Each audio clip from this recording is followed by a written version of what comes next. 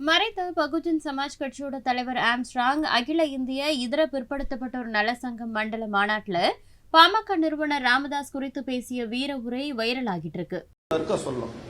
அரசாங்கத்துடைய கொள்கைனா கோட்பாடுனா அதில் கல்வி எப்படி இருக்குது, இந்த மக்களுடைய கல்வி எப்படி இருக்குது, வேலை வாய்ப்பு எப்படி இருக்குது, தொழில் எப்படி இருக்குது, நிலம் எப்படி இருக்குது, மருத்துவம் இருக்குது, மக்களுக்கு வாழ்வாதாரத்துக்கு வழி சொல்ற சட்டம் எந்த அளவுக்கு வழிவகுத்து இருக்குதுன்னு அந்த அரசாங்கத்துடைய கொள்கை கோட்பாடு டைரக்டர் பிரின்சிபல் ஸ்டேட் பாலிசில ரொம்ப தரவா இருக்குது.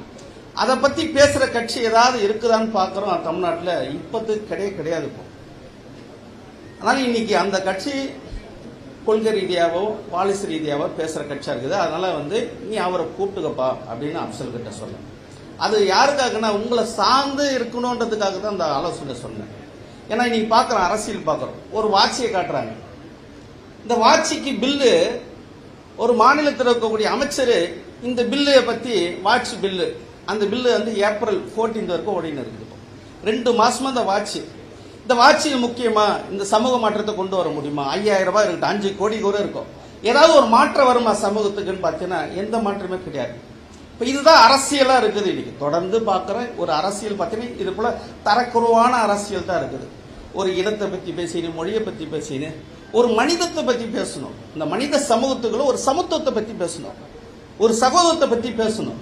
அதனால நீ இருக்கக்கூடிய தலைவர்கள் இப்படி இருக்கிறாங்க, நீ அந்த தலைவர்களாக கூப்பிட்டு மாநாடு நடத்தினா ரொம்ப சிறப்பா இருக்கும் அப்படின்னு ஆலோசனை சொன்னேன்.